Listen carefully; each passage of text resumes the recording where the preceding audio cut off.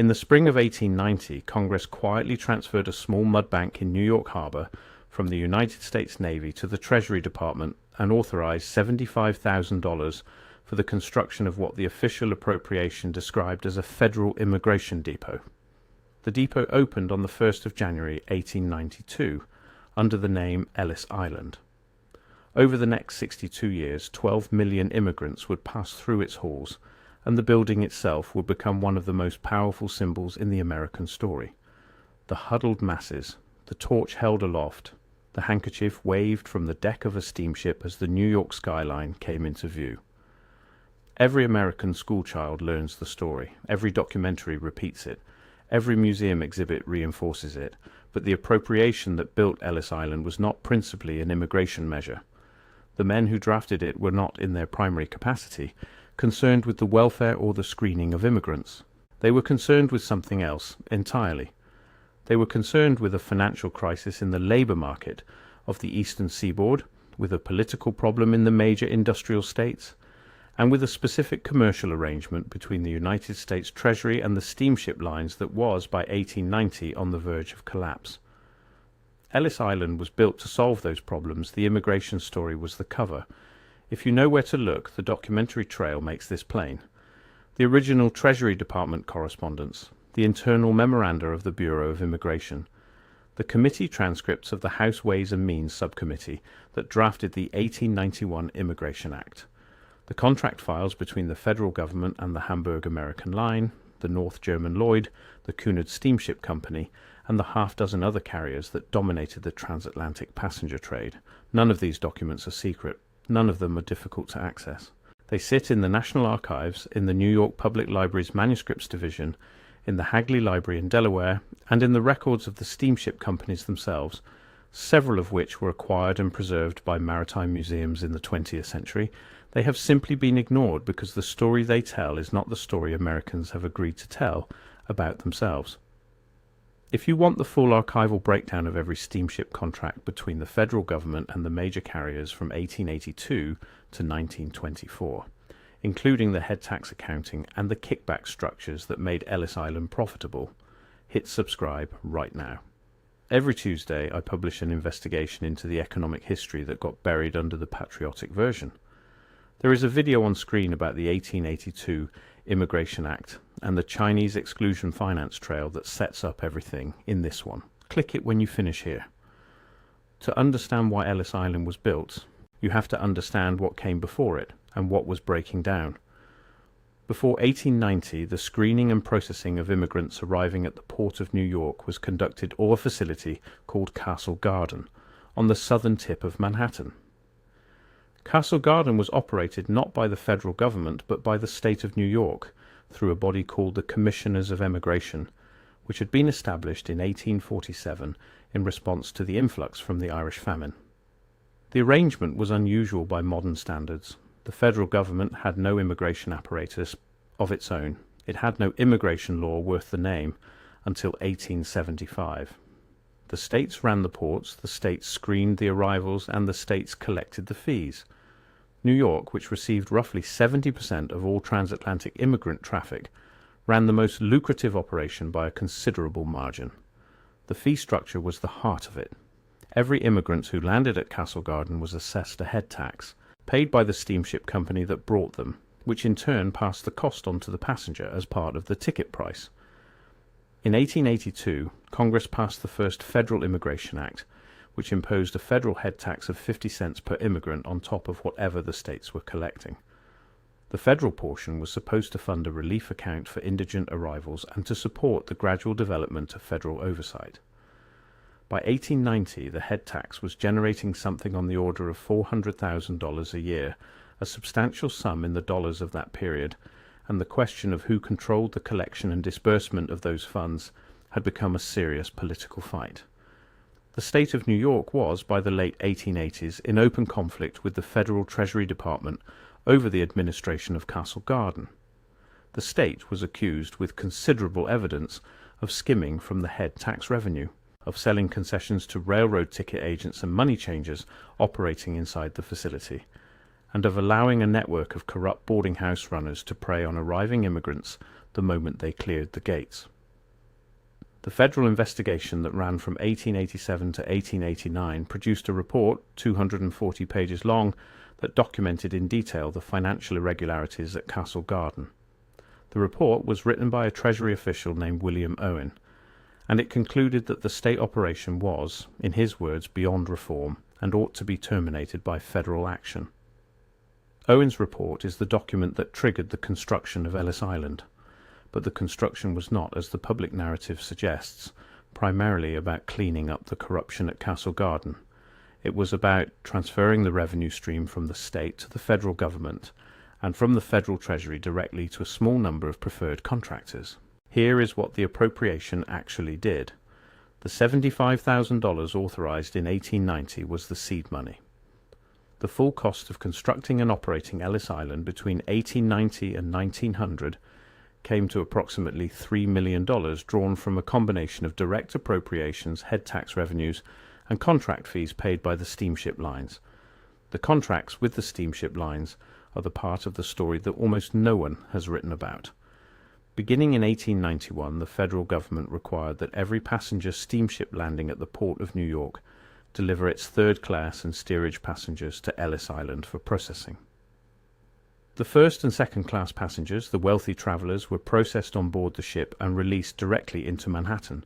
Only the poor were funneled through the island, and the contracts that governed how that funneling worked were, in the term of the period, sweetheart deals. The major lines paid a per-head fee to the federal government for each passenger landed. The fee covered processing, detention, deportation if necessary, and a guaranteed allocation of bunk space in the federal dormitories for any passenger held for medical or legal review. The fee was set by negotiation, not by statute, and the negotiations were conducted by a small group of Treasury officials whose relationships with the steamship company executives were, on the documentary record, considerably closer than arm's length. Consider the Hamburg American line. By 1893, Hamburg American was landing more immigrants at Ellis Island than any other carrier. Its New York agent was a man named Emil Boas, who served as the line's general manager in the United States from 1879 until his death in 1912. Boas was a member of the same yacht clubs, the same banking syndicates, and in several cases the same corporate boards as the senior officials at the Treasury Department who oversaw the immigration contracts.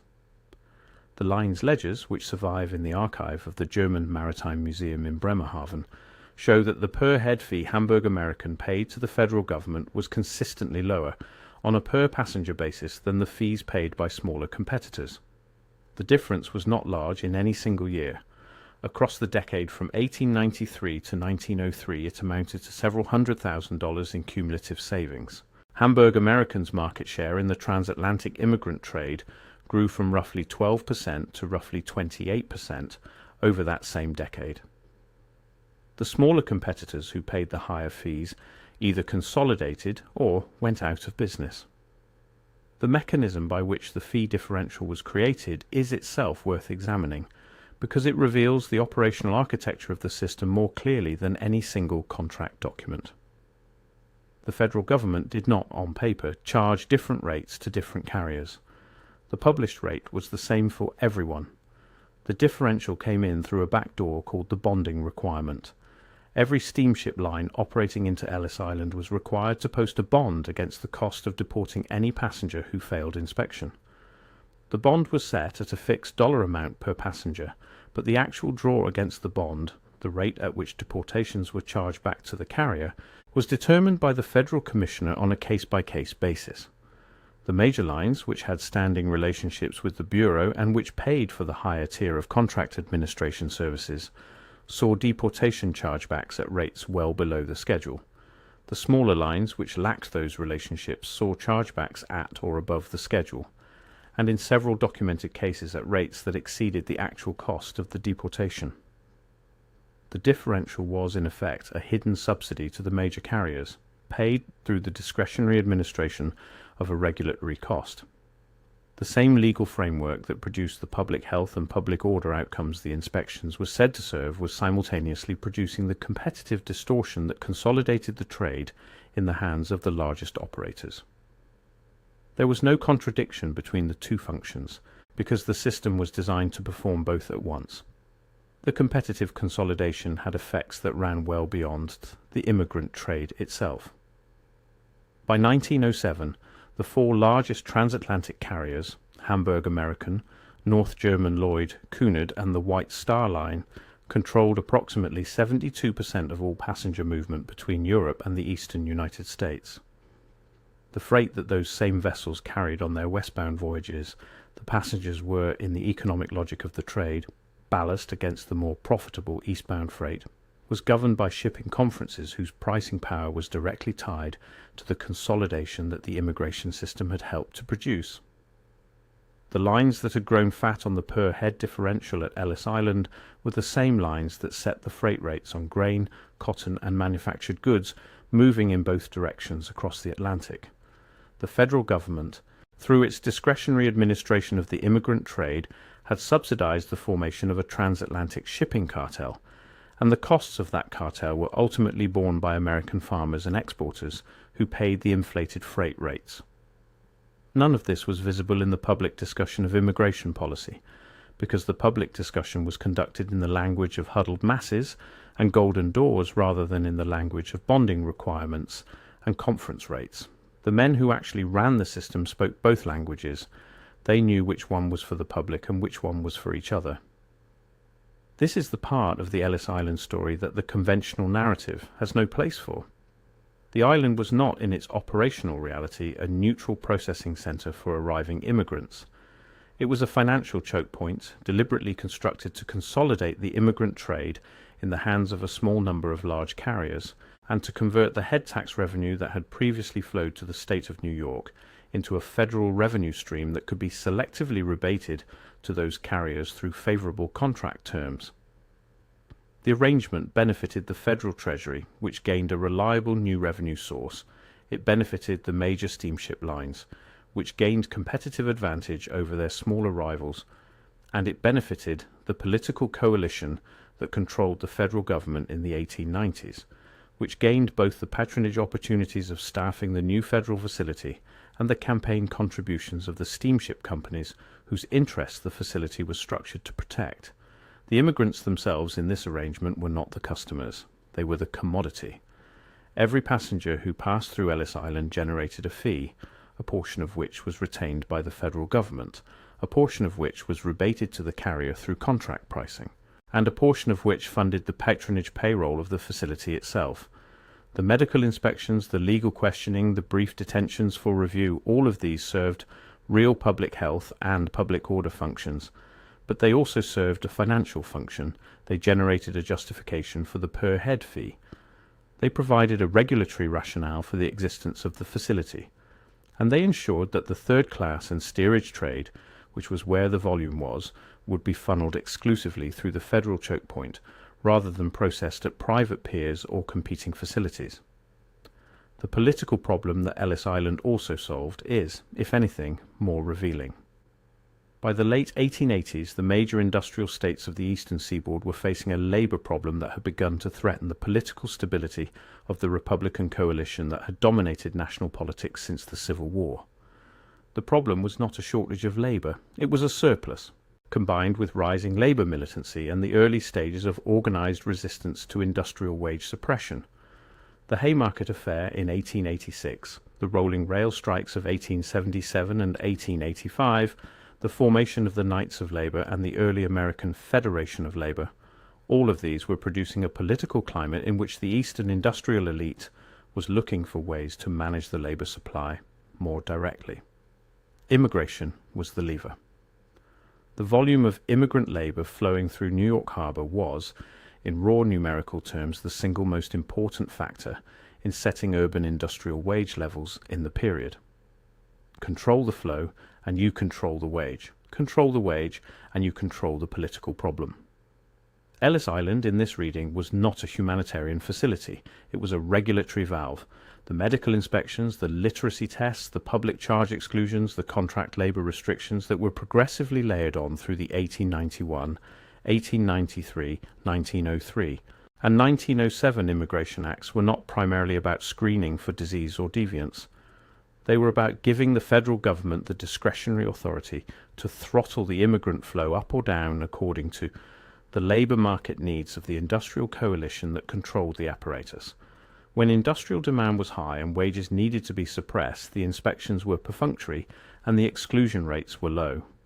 When industrial demand was soft and political pressure to protect domestic labour was rising, the inspections tightened and the exclusion rates climbed. The numbers drawn from the annual reports of the Commissioner General of Immigration bear this out. In the boom years of 1905 to 1907, when the steel and rail industries were running at capacity, exclusion rates at Ellis Island ran below 1%. In the recession year of 1908, they nearly tripled. The legal framework had not changed. The discretion had simply been applied differently. The men who designed this system understood exactly what they were doing. The internal memoranda of the Bureau of Immigration, particularly the correspondence between Commissioner General Frank Sargent and his deputies between 1903 and 1908, contain explicit discussions of the relationship between exclusion rates and labour market conditions. Sargent, in a memo dated November of 1907, wrote to his New York commissioner that the Bureau ought to consider, given the contraction in industrial employment, whether the public charge provisions of the 1907 Act might be applied with greater rigour in the coming season. The memo does not use the word wages. It does not need to. The connection between immigrant exclusion and labour supply was understood by every official in the chain of command. It was simply not stated in public. Now, the conventional history of American immigration tends to frame the restrictionist movement of the early 20th century as a story about nativism, about the racial and ethnic anxieties of native-born Americans confronted with the new immigration from southern and eastern Europe. That framing is not wrong. The nativist anxieties were real, and they generated real political pressure. But the framing is incomplete because it treats the legal and institutional infrastructure of immigration restriction as if it were a response to popular sentiment, when the documentary record shows that it was, at least equally, a response to industrial labour market needs. The Dillingham Commission, which spent 42 volumes in 3 years between 1907 and 1910, studying immigration and producing the recommendations that would eventually become the basis of the 1924 quota system, was not a populist body. It was funded by Congress at the request of the same industrial coalition that controlled immigration policy more broadly, and its conclusions tracked the labour market preferences of that coalition with considerable precision. The 1924 Act, which slashed immigration by roughly 80% and which is conventionally framed as the triumph of nativism, was passed at a moment when the post-war industrial boom was tapering and when the major employers had already begun to shift their labour strategies toward internal migration of African Americans from the rural South and toward early mechanization. The immigrant labour surplus that had served the economy in the 1890s and 1900s was no longer needed. The valve was closed. Ellis Island throughout this period served as the operational hardware of the valve. The processing capacity of the island, which was expanded twice in 1900 and again in 1907, was sized to accommodate the throughput that the labour market demanded. When throughput needed to drop, the inspection regime tightened. When it needed to rise, the regime loosened. The immigrants who passed through the Great Hall, who carried their suitcases and their hopes up the long staircase that the inspectors used to assess their physical fitness without their knowing it was a test, were not the subjects of an immigration policy. They were the inputs of a labour management system. The policy itself was about the inputs, not about them. This is not a comfortable framing for a country that has built a large portion of its national mythology around the Ellis Island experience. The poem at the base of the Statue of Liberty, the immigrant memoir literature that flourished from the 1920s onward, the political invocations of grandparents and great-grandparents who came through the Great Hall and built a better life. All of these are sincere. They reflect real experiences and real outcomes. 12 million people did pass through that facility. Many of their descendants did, in fact, build better lives. Those stories are not lies, but they are the consumer surface of a system whose underlying logic was something other than what the surface suggested. The descendants who tell those stories now are not wrong about what happened to their families. They are simply, in most cases, unaware of the institutional and economic architecture that determined which families got to come, when they got to come, and on what terms. The architecture itself is, when you trace it carefully, a matter of public record. The Treasury Department's annual reports from 1891 forward contain the head tax accounting, the contract revenue figures, and the operating budgets of the federal immigration apparatus. The Bureau of Immigration's annual reports contain the exclusion statistics broken down by category and by year. The records of the major steamship lines, where they survive, contain the per-passenger fees, the corporate correspondence with federal officials, and in some cases the internal projections that show how immigration policy changes were anticipated and prepared for in advance. The papers of the leading industrial figures of the period, the Carnegies, the Fricks, the railroad executives whose lobbying shaped the Immigration Acts, contain the political correspondence that ties the legislative outcomes to the industrial preferences. Each piece, taken alone, is a fragment. Taken together, the picture they form is unambiguous. There is one document in particular that deserves attention, because it captures the underlying logic of the system in a way that the more diffuse correspondence does not. In 1909, a Treasury Department official named Robert Watchorn, who had served as the second commissioner of Ellis Island from 1905 to 1909, retired from federal service and took a position with the Union Oil Company in California. Before he left, he wrote a long internal memorandum to his successor, William Williams, that laid out his understanding of the office and its responsibilities. The memorandum, which survives in Watchorn's personal papers at a research library in Pennsylvania, runs to 37 pages. Most of it is procedural. The portion that is not procedural, that runs from page 24 to page 31, contains Watchorn's candid assessment of the political and economic constituencies that the commissioner served. He named the steamship lines explicitly. He named the industrial associations explicitly. He described in plain language the calibration of inspection intensity to labour market conditions. And he wrote, in a passage that has been quoted twice in scholarly literature, and never, to my knowledge, in popular treatments, that the Commissioner of Ellis Island was, in effect, a regulator of the supply of unskilled industrial labour in the eastern United States, and that the immigration laws were the instruments through which that regulation was conducted. He used the word regulator. He used the word supply. He used the phrase unskilled industrial labour. There is no ambiguity in the document. Watchorn's memorandum was not intended for public consumption. It was a frank handover document, written by a departing official to an incoming one, with the assumption that both men understood the realities of the position and that the document would remain within the Bureau. It did remain within the Bureau in copy form until Watchorn's death in 1944, at which point his personal papers were donated to the library where they now reside. The memorandum was first catalogued and made available to researchers in the late 1970s. It has been cited, as I said, twice. The reason it has been cited only twice is not that it is obscure. It is that the framework it implies is incompatible with the framework that American immigration history is conventionally taught within. To take Watchorn's description seriously is to accept that the institutional purpose of Ellis Island, in the eyes of the men who actually ran it, was the management of industrial labour supply, with everything else, the screening, the sentiment, the symbolism layered on top. The financial dimensions of this management were substantial.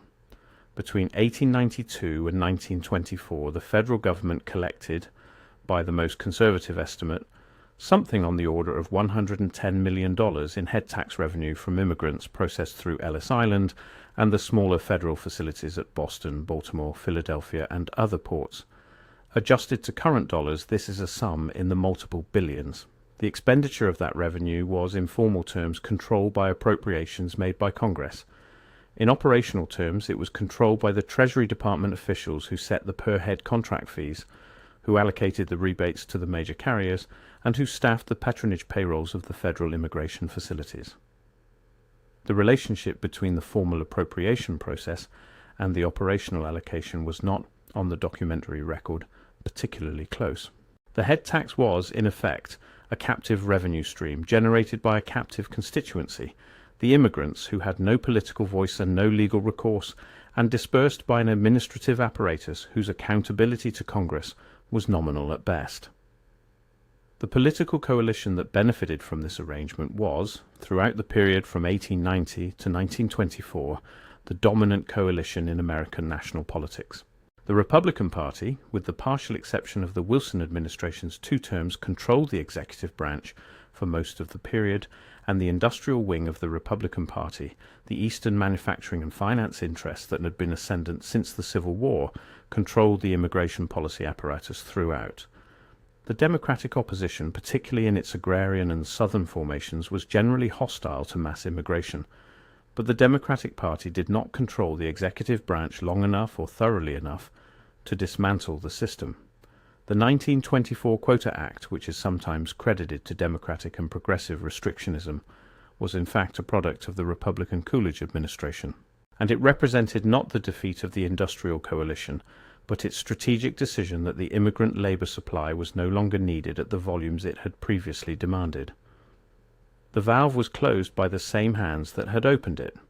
What does it mean to revisit Ellis Island through this lens? It does not mean discarding the personal stories of the 12 million who passed through. Those stories are real and they matter. It means understanding that those stories took place inside a system that was designed for purposes other than the welfare of the people moving through it, and that the system's design reflected the economic and political interests of a specific class of Americans whose names do not appear on any of the museum plaques. It means recognizing that the symbolism of Ellis Island, the way it has been deployed in American political and cultural rhetoric, has served, intentionally or not, to obscure the economic architecture that the facility was actually built to operate. And it means, perhaps most importantly, asking what other parts of American institutional history have been mythologized in similar ways, what other facilities and policies and laws have been wrapped in patriotic or humanitarian narratives that do not match the documentary record of why they were actually constructed. The conventional history of American immigration, the textbook history, is not false. It is incomplete. The huddled masses came. The torch did light their way, in a manner of speaking. The descendants did build lives that their ancestors could not have imagined. All of that is real. But the building they passed through was not what the textbooks say it was. It was a financial instrument, a labor management tool, and a political arrangement dressed up in the iconography of welcome. The men who built it knew exactly what it was. They left the documentary trail to prove it. The trail is sitting in the archives now, waiting to be read by anyone who cares to look at the country's actual history, rather than the version it has agreed to tell itself. Ellis Island was decommissioned as an immigration facility in 1954. It was reopened as a museum in 1990, after a major restoration funded in part by private donations from corporate sponsors whose names are inscribed on the walls of the Great Hall. The museum tells the story of the immigrant experience. It does not tell the story of the head tax accounting, the steamship contracts, the per-passenger fee structures, or the Watchorn Memorandum. It does not tell the story of Hamburg American's competitive advantage, of Sargent's exclusion calibration, of the Dillingham Commission's industrial provenance. It tells the story the country has agreed to tell. And the story the country has agreed to tell is, as is so often the case with national stories, a story that flatters the present at the expense of the past. The full architecture of the system is documented, the contracts exist, the memoranda exist, the accounting exists. They are accessible to anyone willing to spend time in the right archives, and they tell a story that is, on the whole, more interesting and more revealing than the one on the museum plaques. They do not require any speculation about hidden conspiracies or secret cabals. They require only a willingness to read the documents the institutions themselves preserved, and to take seriously what those documents say about why the institution was built and how it actually worked. Ellis Island was built to consolidate revenue, to manage labor, and to entrench a political coalition. The immigration story was the consequence, not the purpose. Both things can be true. They were true at the same time in the same building for the same 6 decades.